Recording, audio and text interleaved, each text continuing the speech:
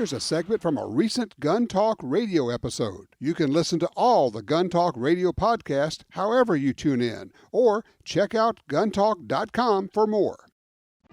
Let's go straight to the phones. Line 3, Harry's with us out of Coos Bay, Oregon. Harry, what the heck happened here, man? Hi, Tom. Hey there.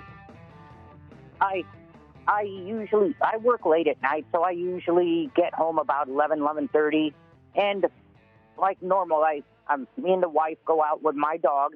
We go take him for a walk, and we usually go to the nearby park here.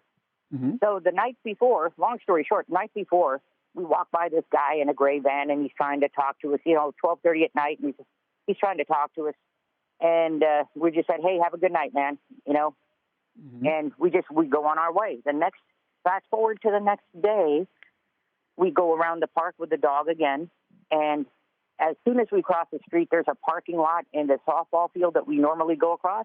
Mm-hmm. And I hear the guy open up his door, and I hear something metal drop onto the ground. And I'm like, "Oh, what was that?" I was talking to a friend of mine on the phone, mm-hmm.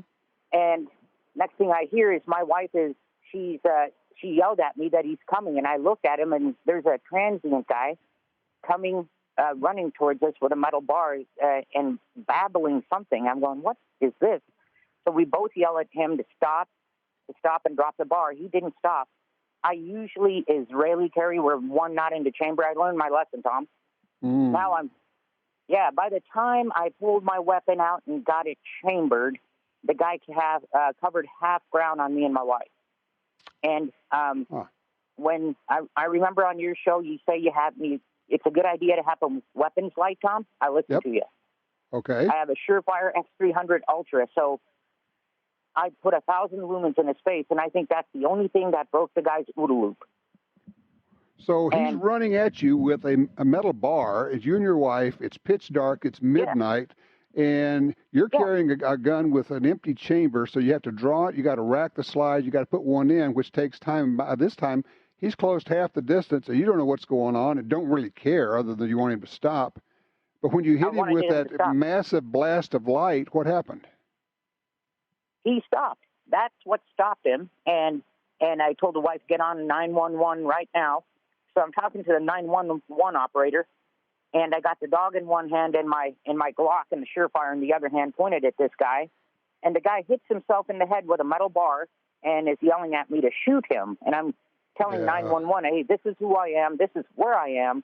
You need to send officers here right now." And he's yelling at my wife. He's calling her Loretta or Lolita or something. I mean, this guy was definitely off his rocker. And you know what, Tom? You are absolutely right. The police are a reactionary force because it seemed like by the time they got there, it took about a couple minutes, and they're just right down the street from me. Seemed like a lifetime. Harry, hold on. I want to get a little bit more on this. I guess I got to take a break, and I got to carry you over. So don't go anywhere. I want to get a couple more details on this. Probably, honestly, having the light saved this guy's life, because that's what actually stopped him rather than putting a bullet in. Be right back. All right, I had to do this. Had to carry Harry over. He's out of Coos Bay, Oregon. There's incredible stories at night, walking with his wife and dog, and gets attacked by, seems to be a crazy guy running at him with a bar. And Harry, you had your gun, basically, I call it unloaded.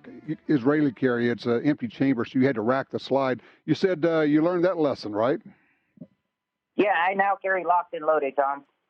Yeah, because, I mean, that's just time you can't afford to give away. The guy's coming at you. If he had gotten to you with that bar, he could have been whacking on you or your wife and literally could have killed both of you.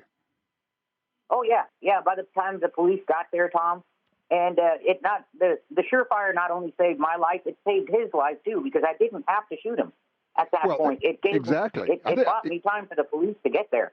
Yeah, having that powerful light on your gun saved his life, because he stopped when the light hits him. And that happens a lot when you hit somebody with 1,000 lumens. I mean, it is absolutely blinding. It's like, what just happened? So did he stay there until the police got there? He stayed there until, 3 Coos Bay police and 2 Oregon State troopers responded. And he stayed there. Unfortunately, with the coronavirus, Tom, they're not taking anybody to jail. Very, very rarely do they take people to jail now. But I tell you what, I mean, I'm just glad I had that SureFire on me. And I wanted to ask you, Tom, a year or two ago on your show, you were talking about a guy who offers carry insurance. Who is that person? I'm definitely interested, just in case. Sure. I use the Armed Citizens Legal Defense Network. And if you just look for Armed Citizens Legal Defense Network, you'll find them. They're headquartered in Washington State. It's a collection. It's not insurance exactly. It's a different approach to things. They'll tell you this is not insurance, but it is protection, and I think it's really good stuff. They also, this is the great part about it, they also offer some really good training, serious good training that you get on CDs or DVDs. If you go through all that, not only will you be better at it, it also helps with your legal defense should you ever need it. So I would highly encourage people to take a look at the Armed Citizens Legal Defense Network. It's a really good outfit. I can't thank you enough for sharing your story. It's a frightening deal.